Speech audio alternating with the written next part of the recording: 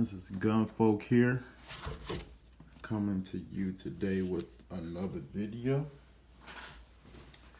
Today's video is going to be about the Canik TT9SF Elite Combat Executive. So, of course, the Elite Combat Executive that comes in the all black. So it's all black with the PVD physical vapor deposition coated barrel. Alright, first and foremost, to start out on the front, so I'm just going to give you the hardcore specs about it and then go ahead and go into my opinion and review. First and foremost, my apologies, empty and empty. Alright. Alright, first and foremost, so it does have the 1/2 by 28 thread pitch for a can. Yes, America, they did it right. Almost done. Unlike the regular Elite Combat and Flat Dark Earth, they have that in a 13.5 by 1 millimeter pitch. So a lot of people were, upset about that. It's shipped with fiber optic front, blacked out rear, and the rear is serrated for low glare. Okay. Other than that, yes, it comes with the extra fiber optics. It ships with 3. You got a small, medium, and large mag release. I went ahead and did the large mag release. I placed that on the gun. Other than that, yes, you got green fiber optics. Other than that, let me see. You got an aluminum flared mag well for reloading. All right. Of course, enhanced trigger. So, with Caniks, you're looking at a 3 to 4 pound trigger, especially after the break-in, it gets even better. So, go ahead and check this out. So, that's the take up. You get to that wall, brakes. After that, that's the reset. Brake, reset. Absolutely amazing. So take up, that's the wall. No creep. No creep at all. After you hit that wall, you're done. That's it right there. Flat face trigger. It does not have the red dingus as the regular Combat does. All right, let's go ahead and talk about these magazines real quick. So it ships, or when you pick it up from your local gun shop, it ships with a regular standard 15 round. All right. And then it ships also with a 15 plus 3. So it ships with a 15 plus 3, giving you a total of 18 rounds. So plenty of fun there. All right, just so you can get a full view. All right, of course you got a 3-slot Picatinny rail, 1913. All right, they're gonna give you 4 accelerations. All right, PVD coated barrel. That's physical vapor deposition, colored in gold. Okay. My bad, that's the wife calling.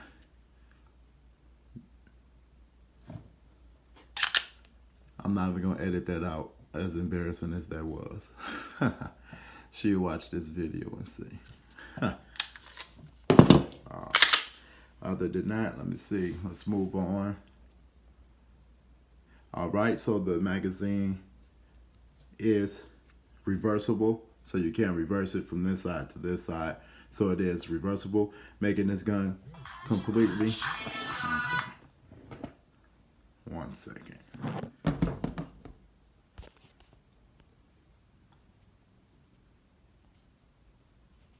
right. My apologies.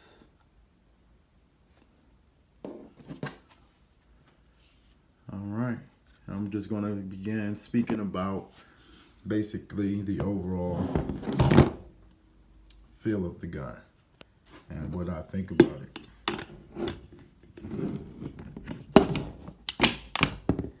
All right. Just to talk about it. And going ahead and see what's in how it ships in the box.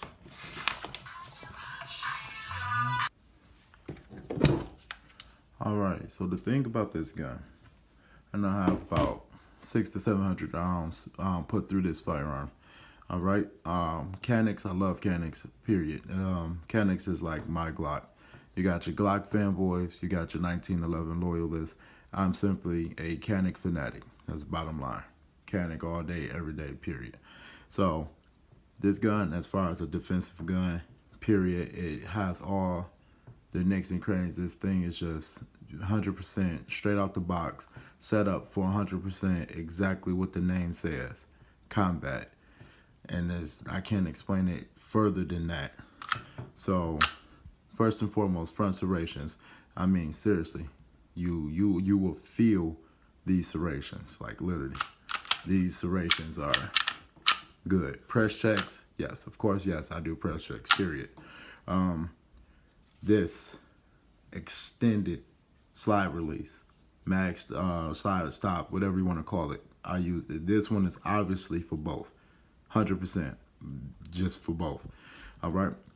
Of course, put you a can on the front, half by 28. You can go ahead and find you a can. That's easy. Not to get into the conversation how irritatingly difficult it is and how long you got to wait for a can. But anyways, other than that, the sight picture. Let me see if I can. On camera, this is going to be difficult. But anyways, you pretty much get the picture. So with that being said, just to go ahead and run into the facts about the sights. So a lot of people complain about the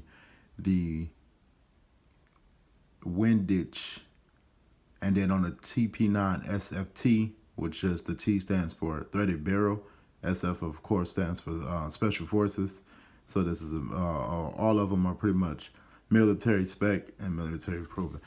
The gap between the two, when you get further out, for a Glocks, for example, a Glock, if you see in the dot torture, you do the dot torture at 3 yards. The dot torture at 3 yards, of course, with the Glock, you can see factory Glock sights. You can see the dot, you're within your circle. That 2-inch circle, you're within that 2-inch circle. However, when you go further out to 7 yards, that whole front sight of that Glock fills up that 2-inch circle at 7 yards. So this does give you just a little room if you can train yourself, and it allows you to see within those that 2-inch circle, which don't have a problem if you train yourself to it. Yes, can the front sight swim around in the rear sight?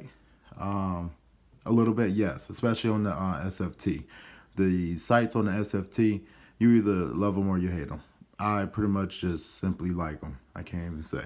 But as far as this gun go, yes, the trigger is, I'm talking about, this trigger have you extremely accurate because you're just right there. And then after you see your sights, after you see them aligned, you just break that shot. And when you break that shot, is right where you aim last time. As simple as that. Now, here go, because I'm talking all good about this guy. However, here go the problem and situation. I have fat, short hand to explain it the best. So meaty, fat, and I can get up in there. However, of course, like all Caniks, this back here, they're having a bit of problem with, like a lot of people are complaining about this. However, you can get in there. You can most definitely get up in there. That's that spot black because are high. So with that grip. So that's one thing. For two, look at that. So you got your mag well. So what I'm going to do, this undercut here is slightly undercut, but it's not undercut enough.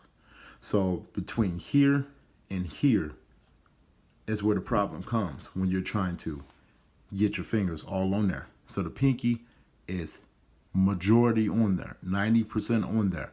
However, that's when the problem come in, and it feels uncomfortable sometimes. But when you have the magazine in there, for some reason, it feels more secure at that point.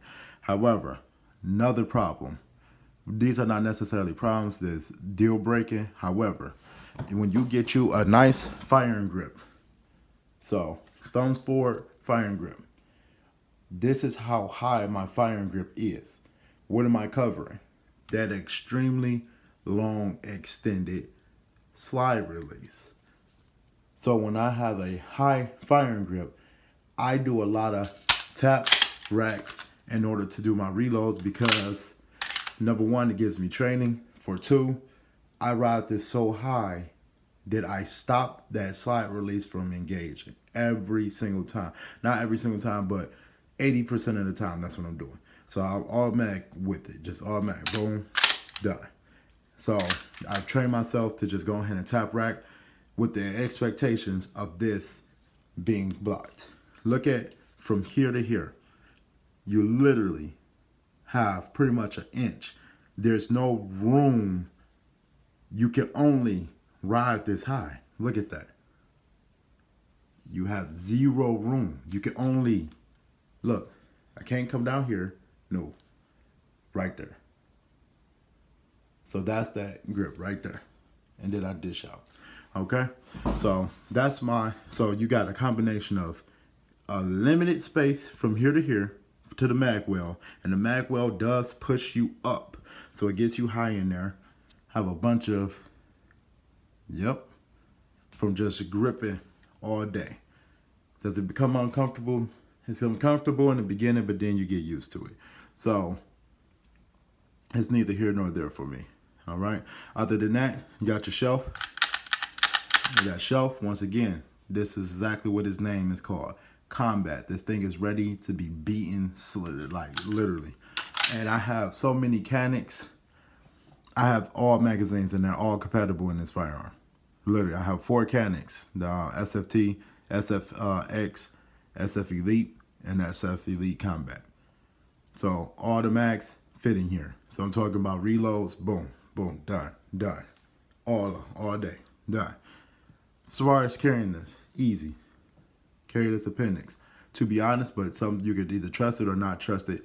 The Smith & Wesson SD9VE. This can fit in there with some modifications due to the front thread pitch and threaded barrel and thread protector. So yes, this can fit in the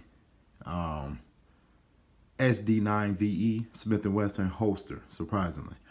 All right, so as far as price go, and does the price, are you able to justify your purchase for the price? Yes, you are. This is $6.99. All right, and then that's I live in the state of Michigan, so that's 6% on every dollar. All right, so that's $6.99, $700 times 0.6%. That's right there. So does it justify it? Yes, it does. Large trigger guard for gloved hands. Easy. I had a weapons mounted light on there. I'm going to get the TLR1 HL. So three slot Picatinny. Easy. Of course, large, like I said. Come with plates. Yes. The plates for you to mount a red dot on there. All right. I had a red dot on here. I'm about to do the instructor class for the USCCA just shortly with Jonathan over there at T-Rex Arms. So I look forward to that class. It's going to be a lot of fun, and I'm going to actually take this as my pistol to go ahead and pass the class. I do not want a red dot on the firearm due to me. I got so many presentations with irons. I cannot. That red dot is just so frustrating. The learning curve is just different. So, yes, please say in the comments and let me know what I can do to fix my presentations for that red dot. But that red dot is, oh my goodness, frustrating. Dead serious. Other than that, coming in the box, you got your assist loader. Yes, people call this trash. Of course, 15 round mag, you already know. Of course, to remove your thread protector. Cleaning rods. All right. And then in that little gap space is the holster. So this is the holster for it. It comes and it ships with it. However, and this one is, it's not like the Black Hawk Serpa. I've been training on the Black Hawk Serpa, but at the same time, of course, engaging that button, people been shooting themselves, blah, blah, blah. All right, we all know that. Law enforcement still carry, I still carry sometimes.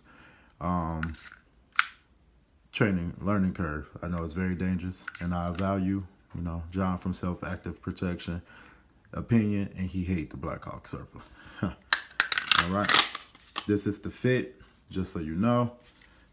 And this, yes, it still has the Canik rattle, but it's not as bad as the other one. This one actually fits pretty decent. Of course, you have to engage in order to let that out. That's it. All right, paddle and belt. Paddle and belt. Simply put together by the screw to holster. Yes, you have cant adjustment back and forth, so you can can it, and it has ball notches, so when you can it, it locks in place. All right, you can get you a good grip, engage that, and up. Do I trust this holster? No. Do I practice with this holster? Yes. Will I be carrying this holster? No. So it's just a tad bit much to come down here. Boom. See, I can't even do it. I'm not even in practice right now. So that's a bit too much. Honestly, it's too much because simple fact of that's a little fine motorsport with, you know, in a combat situation where gunfights are over in 6 seconds using a total of 3.5 rounds. This is a gross, you need gross motorsport. So of course that's a gross motorsport, and you're really just supposed to engage and take it out the holster. This, I feel like engaging this button here or lever is a fine motorsport. And no. So can you train around it? Yes, you can. If you don't have a holster, train, do repetitions, and you do everything you can just to simply learn until you can buy it and purchase and invest in a better holster. Canik is absolutely awesome for shipping these guns out to America with holsters, period. So that's a lot to say for other companies. Other companies don't include holsters, none of that. You get the box, cardboard at that. You get a hardcore case when it comes to Canik. So to be completely honest, Canik is just seriously amazing. These people, like, I'm buying all their guns from subcompact all the way up to full size. That Canik TT9SF is larger than my Glock 17 Gen 3. So they with a 5.2 inch barrel. You know, the Glock 17 has a 4.8 inch. So I'm getting velocities out of that. So anywhere from, literally, you got Glock fanboys, 1911 loyalists. I am a Canik fanatic. This is size of pretty much in comparison to a Glock 19. Now, Canik, you get all the nicks and crannies for cheaper. I bought literally my SF Elite that I carry every single day, which is pretty much this without all the extra gadgets and all the stuff. I literally got that one for what, $300. That gun is insanely nice. Insanely. So that's that. All right. That's where I'm going to go ahead and end this video. However, just a quick peek of what is next to do a review on is, boom, there she go. Don't get me started on this one. Got the Vortex Viper on there. Yep, so you getting me started already. Oh man. Now that there, nice. And that red dot, frustrated. I'm all iron. As a matter of fact, I'm about to take that off tonight. I ain't got time for that.